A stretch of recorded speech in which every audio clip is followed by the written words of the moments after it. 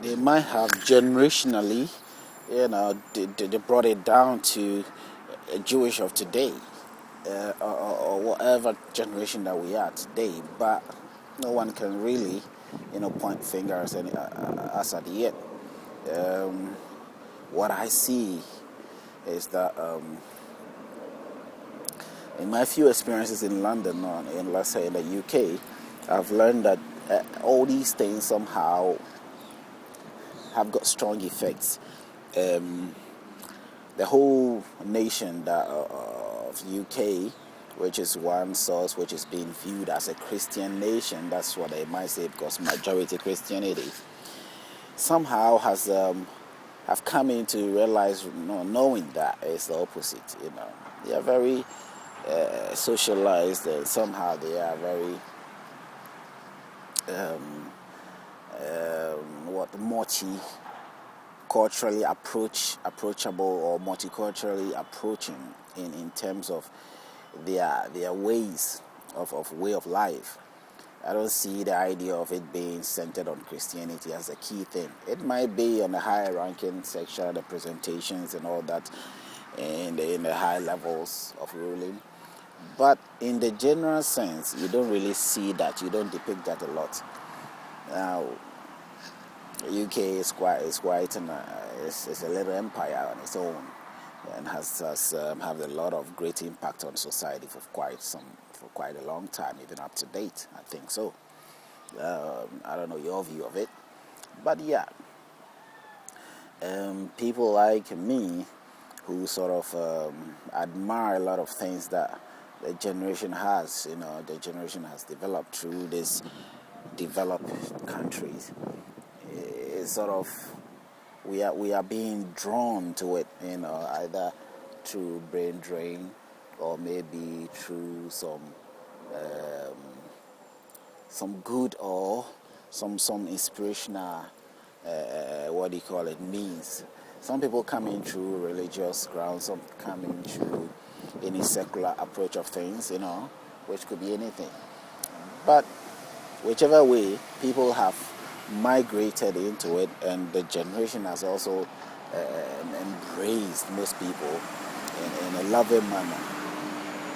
Now, if I want to sort of stress on the idea of why our life has changed, or why I have experienced terrible things in the religious sect, and still sort of have an idea or sense of belief, of hope in something out there that I cannot see, nor can I, straightforward, evidently, clearly, sort of reveal, or sort of show, or point at.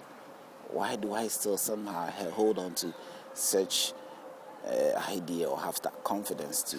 Let me tell you that it's not about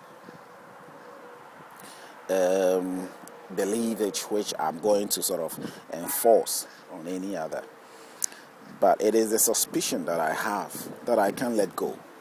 Now, it's like you letting go yourself, or letting go the very beginning of your existence. You can't just let go. I mean, if you let go that, your existence is meaningless. There is no point. If that was the case, the idea of South Africa seeking for independence would have never been something that should be tolerated, or should have been pursued in the first place. The idea of Britain having independence should not even have been pursued. Ireland having independence shouldn't have been pursued. But the essence of existence depended on the very source by which they live, the very habitat that belongs to them, the very place that they belong to. That's how it is. The sense of belonging, is the main reason why we have got into this situation. That's what makes me have the still have that hope and think along this line. I may not necessarily know your situation, but that is how it is with me. Now, am I picking on certain things? In some ways, I am picking on it, but I have every right to do that, just because I'm also an individual who lives in the same society environment with every other good person out there, and is also, you know,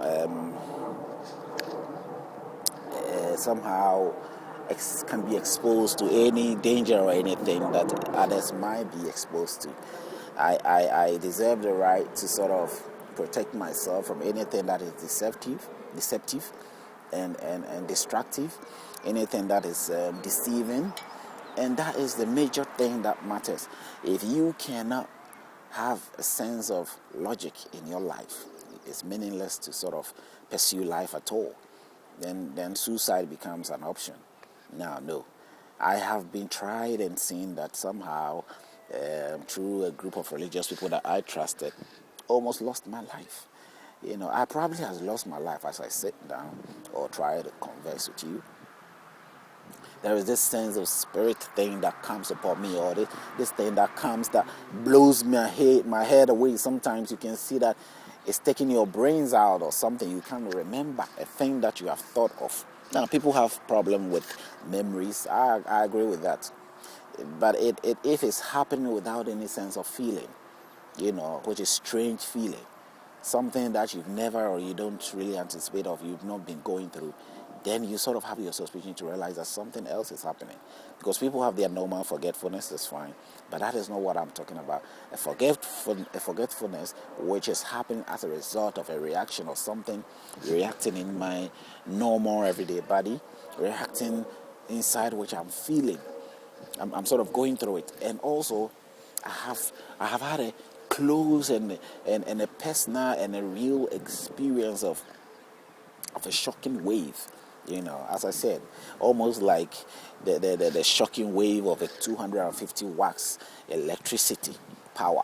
And you can imagine that in America, they probably use 110 in most of their electrical, gadgets. It's very low.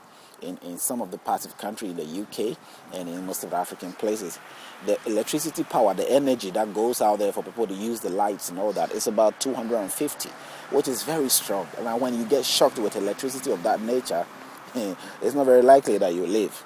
I've been shocked by, mistakenly touched electricity and some plugs, and I've been shocked before. And sometimes you are lucky that you're not standing in the water, or you are not wearing something that is dangerous that could could ruin your life.